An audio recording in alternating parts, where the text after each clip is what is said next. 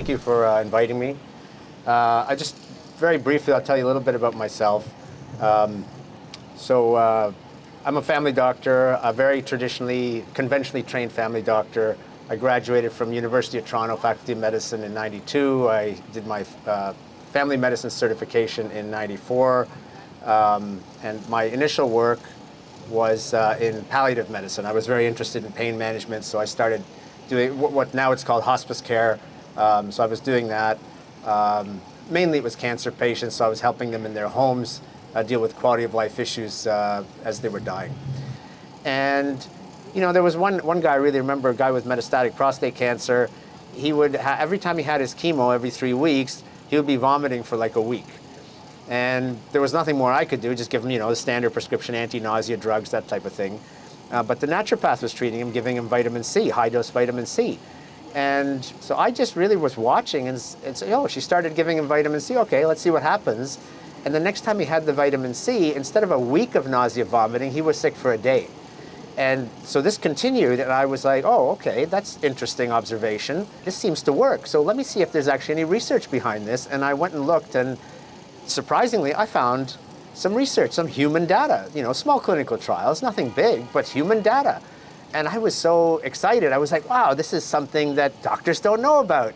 Why didn't they teach us this, right? So I took that and I started printing copies of those clinical trials, small trials, and handing them to other patients.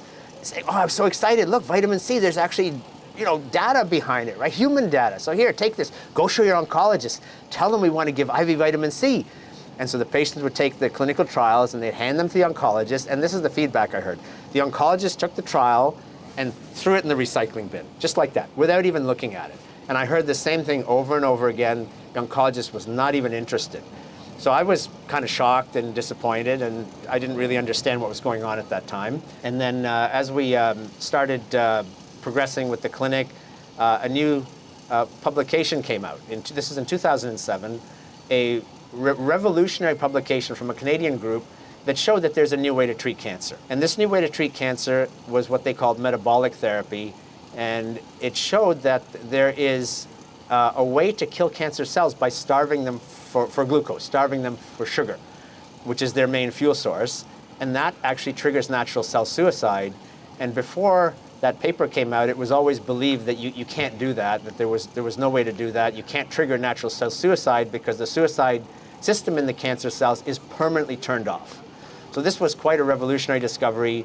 It was a university-affiliated group that published this, and it became known worldwide that here's a brand new potential way to treat cancer. So soon after that paper was published, I think within 2 or 3 months, a patient brought that, there was a news article about it, brought it to our attention, and we're like, oh, this is interesting, this is cool, okay, it's published, but there's no human data. Well, why don't we try? Let's see, is it ethical? And so we asked the medical board, we asked the pharmacy board, we asked Health Canada, which is like the American FDA, can we do this? Is this legal? And everybody said, no, you shouldn't do it, but it's legal. So we said, okay, well, we're going to do it because we've got desperate patients. And so we started doing it, and initially no results, but we kind of played with the dosing, and we did a little observation, and can we get this to work? And finally we got it to work, and patients actually had tumor shrinkage with this drug called DCA, or dichloroacetate, that starves the cancer cells of sugar selectively. So it doesn't poison your good cells, it's not a chemo, and so that's what was called metabolic therapy. And the funny thing is, immediately, as soon as we started doing that and it became known publicly, I got a complaint to the medical board, and I was listed on Quack Watch. So I'm like, well, what's this all about? Who runs Quack Watch? And it turned out it was a retired pediatrician. I guess he had nothing better to do but complain about people. Anyway, I was investigated. They dropped the complaint because we weren't doing anything wrong. We were following the science. It was all scientific, and nobody was being harmed. So I started getting complaints, and then again, let's fast forward again to, 2013, let's say. And well, I've had a total of probably a dozen complaints against me in my career to the medical board, but almost all from physicians. In my career, I've had one legitimate patient complaint and one complaint that was just a nonsense complaint, which they threw out. So physicians were very, very unhappy that we were doing this new way of new treatment of cancer, metabolic therapy using DCA, dichloroacetate. And so that's what I'm going to talk about. Ultimately, it led to them revoking my license, because they were so unhappy. But it wasn't that specific therapy. It was another one that we got after that, which was there was a way to give chemo without all the side effects, and we were the first clinic in Canada to do that, and that really scared the oncologists.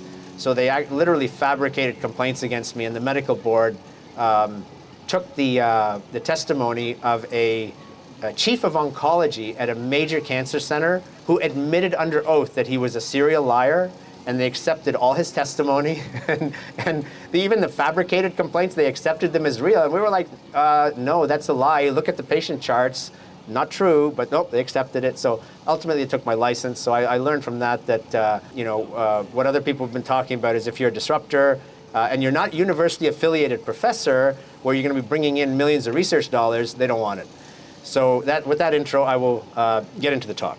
Okay, so very interesting. The top 3 causes of mortality in USA. Number 1 and 2, most people know it's cancer and cardiovascular disease. Number 3 has actually been researched and is missing from the CDC database, but it's actually iatrogenic, which means caused by the physician. So that's quite interesting, and that's a whole other topic of conversation. So we're going to talk about cancer because it's such an important issue that the mortality is among the top in the country. Worldwide, the cancer mortality is 9.7 million people annually, and to put that into perspective, that's roughly equivalent to 4 large commercial aircraft crashing and killing everybody on board every hour of every day of every week for the entire year. If that actually happened, there would be an uproar. People would be, even after 2 hours, there would be an uproar, never mind every day of the week. And something would be done, yet we have 9.7 million cancer deaths every year, and what are we doing? We're doing the same old thing, and we're not making any progress, and every year the mortality rates increase. So why are we actually not winning the war on cancer? Well, most people don't know this, but most cancer drugs actually have unknown success, despite randomized published trials, or they don't work. And the reason that most people believe that the drugs work, including doctors, is because the published data in the cancer journals or the medical journals, the randomized controlled trials with all the big name doctors on board, actually contain fake data. And that fake data is legally given out to doctors through these medical journals. And I will explain exactly how that happens. Okay, so when we're measuring the success of a cancer therapy, the most important statistic is something called overall survival, which means does the drug or the therapy actually make you live longer? And does it make you live longer in measuring all of the causes of death?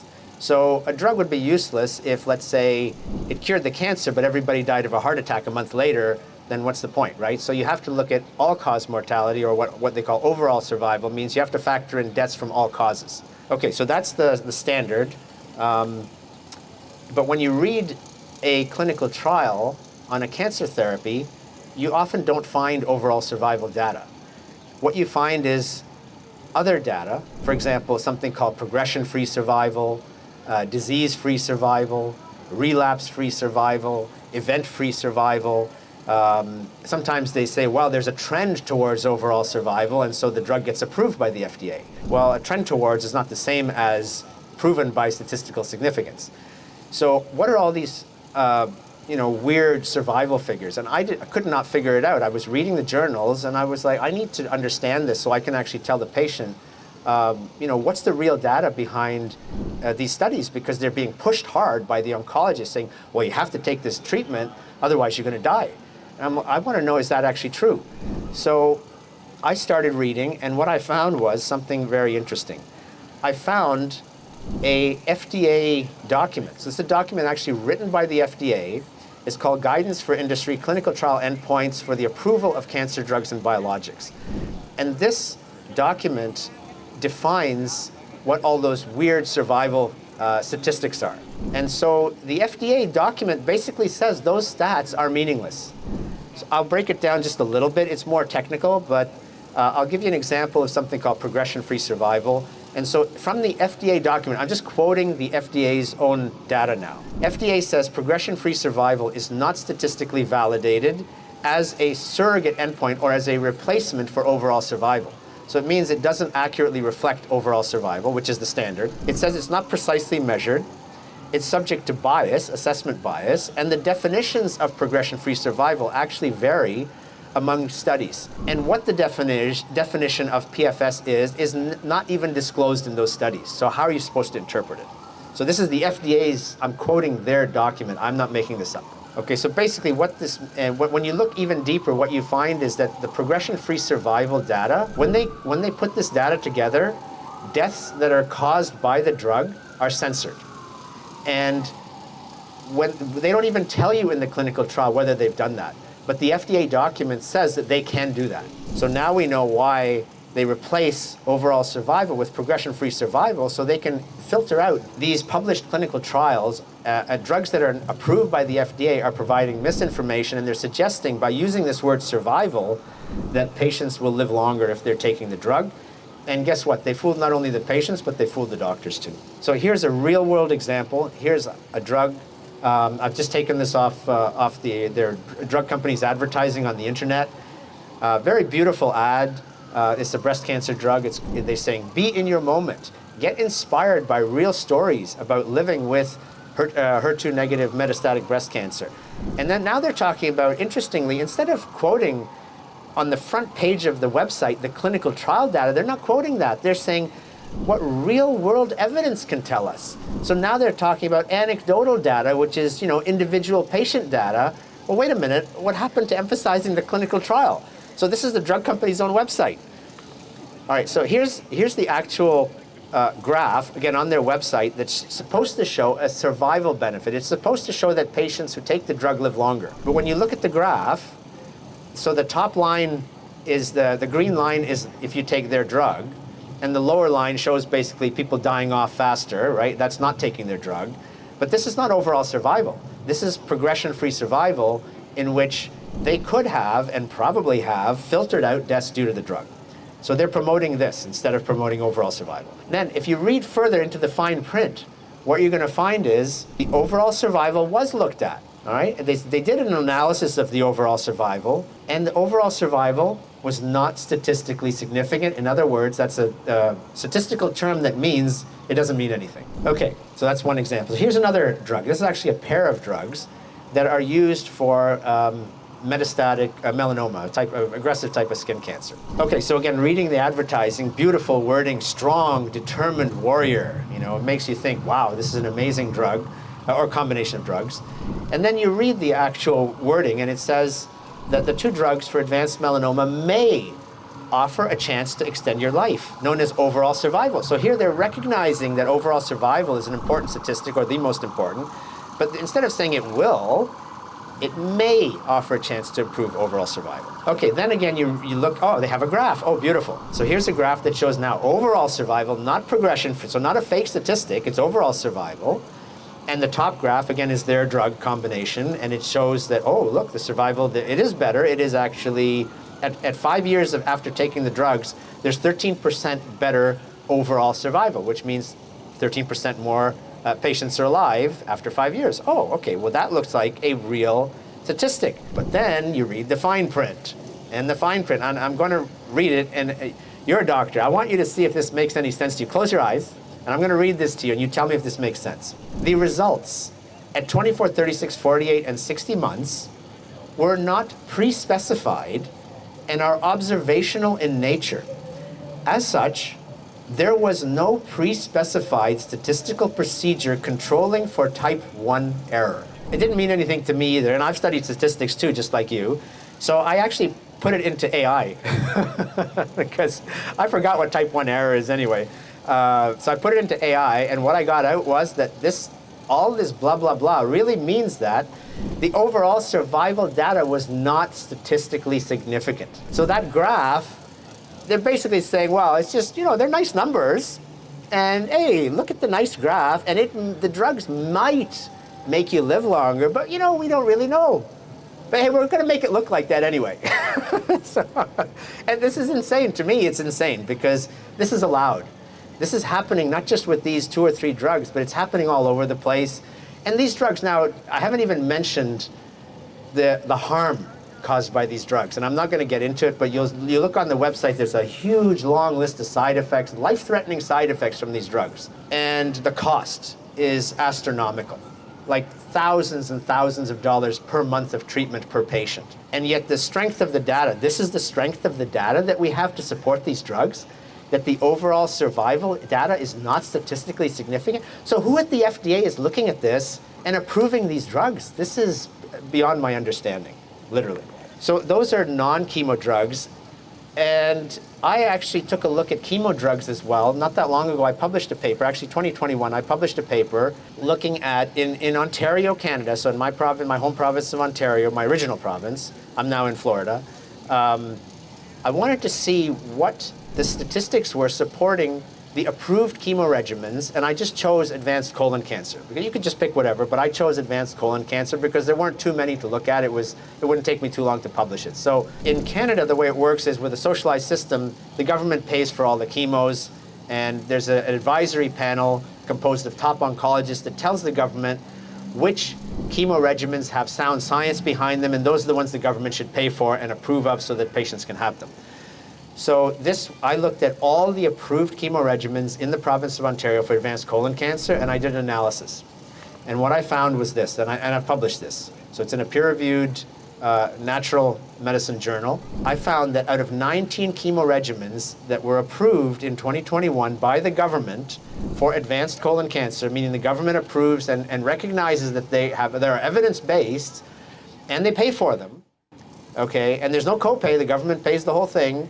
Only one chemo regimen out of 19 had an overall survival benefit, meaning it actually was proven to make people live longer, and the other 18 were unproven, and yet they claimed to be all evidence-based. I was blown away, and that's why I had to publish it, because otherwise nobody would believe me. And so I'm not the first one to look at this.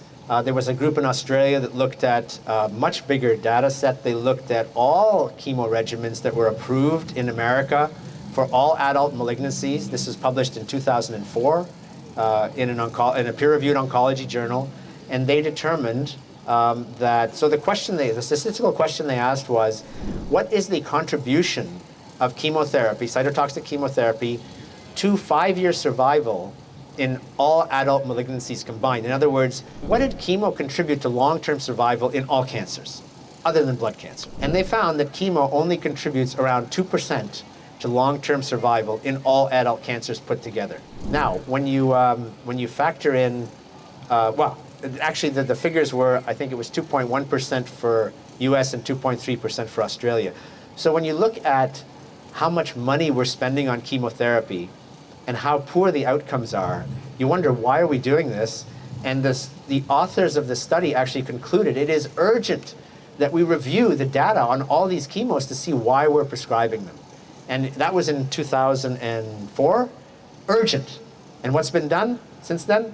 Zero, nothing. We prescribe all the same chemos. In fact, new chemos keep coming out and we keep prescribing. So clearly there's a problem, and we have found one solution. One solution is called metabolic therapy, which is a non-toxic treatment. It's not a chemo. It does not kill the patient. It is this particular drug that does metabolic therapy. This is not the only one, but this is kind of like the prototype one, the original drug. It's called DCA, or dichloroacetate. And what DCA is, it's a very simple molecule. It's called sodium dichloroacetate. And what that means is, sodium dichloro is like sodium chloride, which is table salt, and acetic acid, or acetate, is vinegar. So it's almost like a chemical combination of salt and vinegar. Very, very simple molecule, and very cheap molecule. And what this molecule does is it is an inhibitor of an enzyme called PDK, pyruvate dehydrogenase kinase, and what that really means is it blocks glucose use in cancer cells. It blocks glucose use in cells that are burning the sugar anaerobically, in other words, without oxygen. So because most of your cells in the body are burning sugar with oxygen, they can keep functioning, but this drug only blocks anaerobic metabolism, and cancer cells, interestingly, preferentially will use sugar anaerobically. And that was discovered in the 1930s by Otto Warburg, and that's his picture here. And yet we never really took advantage of his great discovery until just the last 20 years. So what the drug does is effectively it starves cancer cells for fuel without starving the good cells in the body. and it kills cancer cells naturally. Once you starve them, the cancer cells will commit suicide. And there's newer data now that shows that not only does the drug do that, but it also blocks the growth of new blood supply in cancer. It also has an immune mechanism, so there's a little bit of an immune enhancement that happens.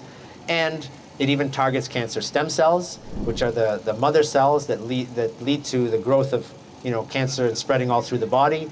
And by the way, stem cells are not killed by chemotherapy. So this drug does target cancer stem cells. So the interesting thing is when you start targeting the sugar, the glucose metabolism, you can now treat any cancer because all the cancers have this mechanism in common. That is that they burn sugar without oxygen preferentially.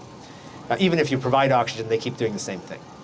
So the interesting thing is now that you have a different way of treating cancer, you can even treat chemo-resistant cancers because it's a completely different mechanism. You're not poisoning the cells. So the resistance factors that are generated in cancer cells are completely irrelevant. There's no life-threatening side effects whatsoever. There's no immune suppression, which is the major issue with chemo. It weakens your immune system so your body cannot fight the cancer. And so as soon as you stop a chemo, the cancer tends to come right back. And there's no bone marrow damage. And on top of that, the side effects are not serious. There are some side effects to watch for. You can cause some nerve injury. You can get some numbness or tingling in your fingers or toes. It's reversible, and we give some supplements to prevent it. Sometimes it can affect the liver only in about 2 or 3% of patients, and that's reversible and easy to monitor. I mean, there's some minor side effects other than that. But anyway, nothing serious. So here's an example, one of our early patients that we treated with this medication. So it's a 31-year-old lady with a very aggressive brain tumor. It started off as what we call a grade 3 astrocytoma, but then it transformed into something called glioblastoma. Glioblastoma is one of the worst brain cancers you can get in an adult. The typical survival with maximum conventional therapy is 12 to 18 months. So the patient had conventional therapy initially. She had surgery to remove, they take off whatever they can of the cancer. And then there's a standard 6 weeks of combination of low-dose chemo with radiation. So she had that. And then she stopped all the conventional therapy and she declined to do further chemo. So there was normally a further chemo that you do every month. And so yes, this is the prognosis, terrible prognosis. And so that's why I'm presenting this case, because it's so dramatic. We've treated, as I said, this DCA can work on any type of cancer, and we've treated dozens of different types and shown that it works for dozens of different types. But this glioblastoma is particularly interesting just because it is such a deadly cancer. It just makes the results even more dramatic. So we treated her with this medication orally. We do a cyclic. We do 2 weeks on, 1 week off. It helps to minimize side effects. And then here's some supplements that we give that help protect the nerves against that numbness and tingling. It's called neuropathy. And sometimes it causes some stomach upset, so we gave her an antacid. So she had no side effects. Her routine blood work was all normal. And that's the tumor before treatment on the MRI. You can see the white areas in the brain. And then after 2 months of therapy of this DCA, we got an MRI report back, and it said definite growth. So I was disappointed, and I gave her a call. I thought I better give her the news over the phone. She was far away, so I didn't call her in person. I said, look, I'm really sorry. The treatment hasn't worked for you. And she said, oh, really? Well, I feel fine. And I'm like, okay, wait a minute. I'm looking at your MRI scan, and I'll show you the scan in a second. And I'm like, this doesn't make sense because she should be in a coma based on her MRI. And so let me show you that first. So that's the MRI. I mean, you see all that white area. That's all brain swelling surrounding tumor. There's tumor in the middle. And I was shocked. So I couldn't understand it, and her doctor couldn't understand it. So they convened a tumor board, which means a whole group of oncologists, everyone at the hospital got together, and they looked at her MRI, and they looked at her, and they said, no, this MRI is wrong. This is false growth. It's called pseudo-progression. And that happens when there's an immune response, typically. So it seems in her case that this DCA, not only did it help kill the cancer cells by starving them, but it also seemed to provoke an immune response against the cancer. She completed only 3 months of therapy and she stopped. And then I said, no, you can't stop because these cancers are not typically curable. We can maintain. She said, no, I have prayed and I feel I've got an answer. And the answer is I do not need to take any more treatment. I am done. And I said, okay, well, I appreciate that, but I still think you should take the drug. So maybe I didn't believe as much as she believed, but she believed. And guess what? She was right. So here's the MRI 3 years later, completely clear. All you can see is, for those that know how to read an MRI, there's just a little bit of a dark spot in the right frontal lobe, which is just the area where they did the surgery. There's some fluid there, but there's no white, right? There's no sign of cancer. And this lady remains alive and well 14 years later, and she's had no conventional cancer therapy since the original chemo and radiation, and just 3 months of DCA. All right, so that's one case, but it's not 1 in 100,000 as people might guess, because the rate of spontaneous remissions of cancer, or just these random, incidences of, people being cured like this, is around 1 in 100,000, according to the literature. But we've seen in the first around 350 patients that we treated with this drug between 2007 and 2009, around 1 in 200 that had surprising complete disappearance of their cancer or potentially cured when this drug DCA was used in combination with a little bit of conventional therapy. And that's called adjuvant use. So it's like an adjunct to conventional therapy. We had about 1 in 200 of apparent cures. And so again, it's not 1 in 100,000. We actually witnessed with our data 1 in 200. So it's a lot better than just random chance. So now, today, there are multiple peer-reviewed human publications, not clinical trials, because nobody wants to fund the trial of a drug that costs a few dollars a day. And the original researchers who published the groundbreaking paper in 2007 tried desperately to get funding for a human trial from drug companies. Not one company would fund their trial, despite the revolutionary nature of their discovery. So they raised money through donations, and they did a trial. It was a very small trial. It was only 5 patients. That's all they could do. And they did show in humans that the drug worked for brain tumors. But there's human data for thyroid cancer, for sarcoma, unknown primary, I published that one, melanoma, I published that one, colon, pancreatic, neuroendocrine, and ovarian. I published the colon and the pancreatic data. And I published, actually, the world's first human case series of treating cancer with this drug intravenously. So there has been a lot of human data, but there never will be a clinical trial unless there's a different funding mechanism, unfortunately. But there's a great potential for the drug, especially in pediatric oncology, because children seem to get even less side effects. We can go higher with the dosing, but major, major resistance from the pediatric oncology community. They have no interest whatsoever in this drug. And in fact, they discourage the parents from trying other things, even when there's nothing left conventional to try for their child. Even when the child's dying, oncologists will discourage the parents from trying things like this, and completely ignored by the oncology community. Okay, so here's another treatment, a little bit different. This one can be considered in a way an immune therapy, and also well, I'll let you decide what you want to call it, but let's talk about it first. So naltrexone is a drug that's approved by the FDA for opiate addictions and for alcoholism. So what it is basically is a drug that blocks the effect of opiates, like morphine, heroin, codeine, drugs in that family. It's a blocker. And that drug, if you use it in a low dose, in 1/10 of the dose that's approved by the FDA, so that's called an off-label use, at 1/10 of the dose, it acts the opposite. So by temporarily blocking the effect of your natural opiates or your endorphins, it actually fools the body into producing more endorphins. So the endorphins are your natural opiates, your natural chemicals that are related to heroin and morphine. So by blocking them for a very short period of time, it fools the body into producing more. By the time that happens, the drug wears off. So the drug is gone in about 3 or 4 hours in a tiny dose. And so you end up with a boost in your endorphin levels.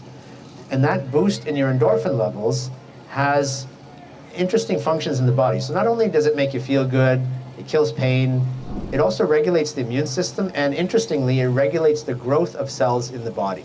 And there's multiple lab studies that show that this is the case, done by Penn State University, published, they're on PubMed. So I'm just going to present a case that I published. I treated a gentleman with a rare tongue cancer. So he came to us, and he said, look, I want a treatment that has no side effects.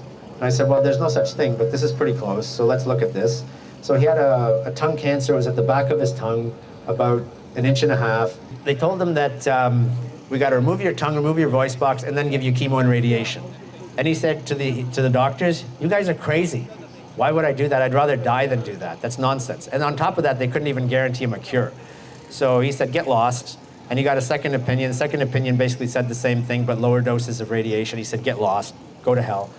So he found us somehow, and so we gave him this treatment called LDN, and we combined it with high-dose vitamin D, because high-dose vitamin D is immune support, and it has its own anti-cancer effects. So I published the case. That's the paper, and this just shows his MRI of his tongue. It's a slice of the jaw and the tongue, and the arrow, the white area, is the cancer. That's in the tongue, and that's after a couple of years of treatment. It's completely gone, and this guy had no side effects as he wanted.